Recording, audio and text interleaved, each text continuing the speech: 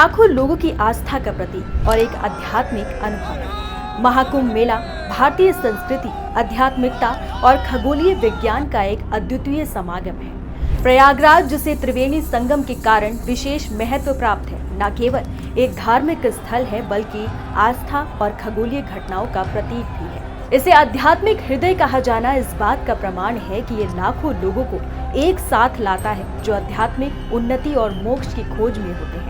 महाकुंभ को लेकर लोगों के मन में कई सवाल हैं, जैसे महाकुंभ और कुंभ में अंतर क्या होता है, इनकी तारीखें कैसे तय होती हैं, किन जगहों पर इसका आयोजन किया जाता है, समुद्र मंथन से क्या कनेक्शन है, प्रयागराज ही कुंभ मेले का आध्यात्मिक केंद्र क्यों है, महाकुंभ का ज्योतिषीय महत्व समझे। ये सभी सवाल तो आम हैं, लेकिन लोगों को काफी कंफ्यूजन रहता है। तो चलिए इस वीडियो में आज हम आपको इन सभी सवालों के जवाब बड़े ही सरल तरीके से बताएंगे।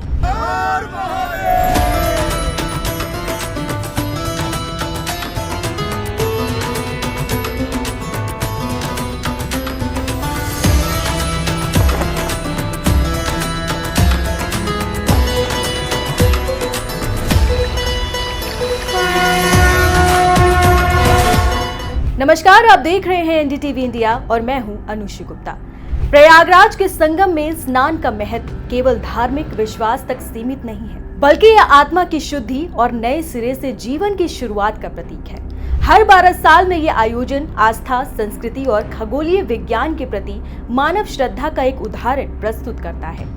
13 जनवरी 2025 को मकर संक्रांति के पावन अवसर से आरंभ होकर 26 फरवरी तक चलने वाला ये महोत्सव प्रयागराज के त्रिवेणी संगम पर विशाल भक्ति और श्रद्धा का केंद्र बनेगा।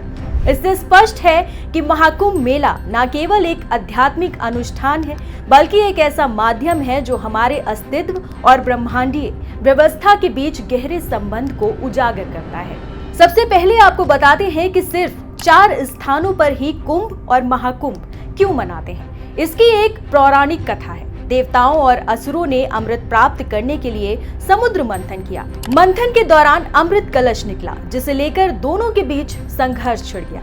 भगवान विष्णु ने मोहिनी अवतार धारण करके अमृत का वितरण किया।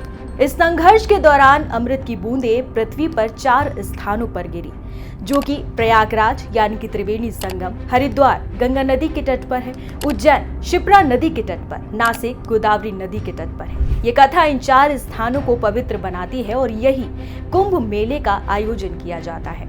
इन स्थानों पर स्नान करने से अमृत प्राप्ति का प्रतीकात्मक अनुभव होता है और व्यक्ति को पापों से मुक्ति मिलती है। कुंभ मेले का आयोजन ज्योतिषीय संयोग के आधार पर होता है। बृहस्पति, सूर्य और चंद्रमा की विशिष्ट स्थितियां इस मेले के आयोजन का समय और स्थान निर्धारित करती हैं। हर 12 साल में एक स्थान पर कुंभ का आयोजन होता है। 144 वर्षों में एक बार महाकुंभ प्रयागराज में आयोजित होता है। इस प्रकार कुंभ मेला केवल एक धार्मिक आयोजन नहीं है, बल्कि ये हमारी संस्कृति, पौराणिकता और खगोलीय विज्ञान के गहरे संबंध को प्रदर्शित करता है। अब अक्सर लोग इसको लेकर बहुत कंफ्यूज रहते हैं कि कुंभ और महाकुंभ एक होता है या फिर दोनों में कुछ डिफरेंस रहता है। तो चलिए इसे भी समझ लेते हैं। आमतौर पर हर 12 साल में कुंभ का आयोजन होता है, लेकिन प्रयागराज की धरती पर इस साल 2025 में महाकुंभ का आयोजन हो रहा है। बहुत ही कम लोग कुंभ और महाकुंभ के बीच का अंतर जानते हैं। महाकुंभ मेला यह आयोजन हर 12 साल में एक बार होता है और इसे सभी कुंभ मेलों में सबसे पवित्र माना जाता है। कुंभ मेला हर 3 साल में इन 4 स्थान में एक एक करके मनाया जाता है, जिसमें प्रयाग यानी कि प्रयागराज, हरिद्वार, उज्जैन और नासिक शामिल है। साथ ही मान्यता है कि देवलोक के 12 दिन पृथ्वी के 12 साल के बराबर होते हैं। इसलिए हर 12 वर्ष में एक बार इन 4 स्थानों पर कुंभ का आयोजन होता है। इसे अगर सरल भाषा में समझें तो कुंभ मेला 4 स्थानों पर बारी बारी से हर 12 साल में होता है। महाकुंभ मेला केवल प्रयागराज में 144 साल में एक बार होता है और इसे विशेष महत्व दिया जाता है और काफी पवित्र भी माना जाता है। आपको बता दें कि महाकुंभ मेला तारों और ग्रहों की चाल पर निर्भर करता है। जब कुछ खास ग्रह अपनी खास जगहों पर होते हैं तभी ये मेला लगता है। जैसे बृहस्पति ग्रह को सूर्य का चक्कर लगाने में लगभग 12 साल लगते हैं। जब ये ग्रह एक खास जगह पर होते हैं तभी महाकुंभ का आयोजन होता है। ये मेला उन जगहों पर लगता है जहां बहुत पवित्र नदियां मिलती हैं, जैसे प्रयागराज में गंगा, यमुना और सरस्वती मिलती हैं। माना जाता है कि जब ये ग्रह अपनी खास जगह पर होते हैं और लोग पवित्र नदी में स्नान करते हैं तो उन्हें बहुत शक्ति मिलती है और उनके सारे पाप धुल जाते हैं। महाकुंभ मेले में आध्यात्मिक ऊर्जा और उत्साह बढ़ाने के लिए हजारों साधु और नागा साधु विभिन्न अखाड़ों से एकत्र होते हैं।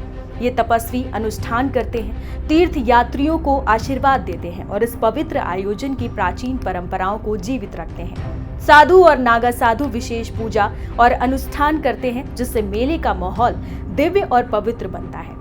मेले के दौरान ये शहर एक जीवंत आध्यात्मिक केंद्र बन जाता है, जहां लाखों लोग आस्था और आत्मशुद्धि के लिए आते हैं। ये केवल एक त्योहार नहीं है, ये आस्था, ज्योतिष और इंसानी जीवन की दिव्यता के बीच गहरे संबंध को दिखाने वाला एक अद्भुत अवसर है। इस वीडियो में फिलहाल इतना ही। बाकी तमाम खबरों के लिए आप देखते रहिए खबर विस्तार से मेरे साथ, सिर्फ एनडीटीवी के यूट्यूब चैनल पर।